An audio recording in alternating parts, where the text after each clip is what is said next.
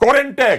আমি এখনো বলবো বাংলা ভাষার জন্য যে জাতি প্রাণ দিয়েছে, যে জাতি একটা পতাকার জন্য, একটা স্বাধীনতার জন্য, নিজের ভোট দেওয়ার জন্য প্রাণ দিয়েছে, সেই জাতি এই ভাষায় কথা বলবে, আমি এটা মানবো না। যে আমার হাঁটুর বয়স, তাকে আমি হাঁটুর বয়স বলতে পারবো না, কিন্তু আমি তার বাপের বয়সে আমাকে গালি দিতে পারবে।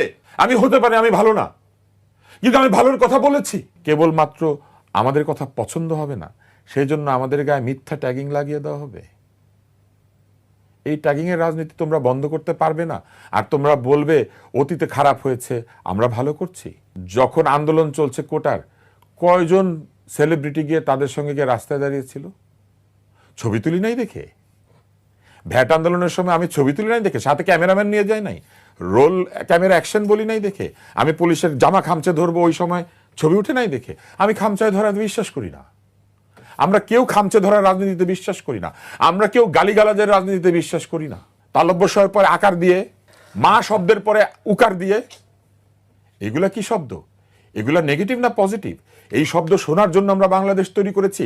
যে বাংলাদেশের বাংলা ভাষার জন্য বাংলাদেশের নাগরিকেরা, স্বাধীন রাষ্ট্র নাই, একটা পরাধীন দেশের মধ্যে ভাষার জন্য প্রাণ দিয়েছে, সেই দেশে দাঁড়িয়ে আমাদেরকে শুনতে হবে এইটা ওইটা লাল করে দাও।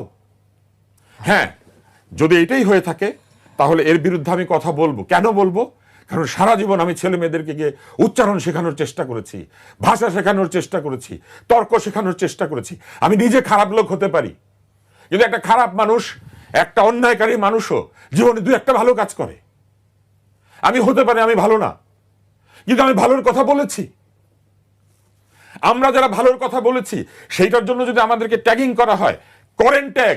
আমি এখনো বলবো বাংলা ভাষার জন্য যে জাতি প্রাণ দিয়েছে, যে জাতি একটা পতাকার জন্য, একটা স্বাধীনতার জন্য, নিজের ভোট দেওয়ার জন্য প্রাণ দিয়েছে, সেই জাতি এই ভাষায় কথা বলবে, আমি এটা মানবো না।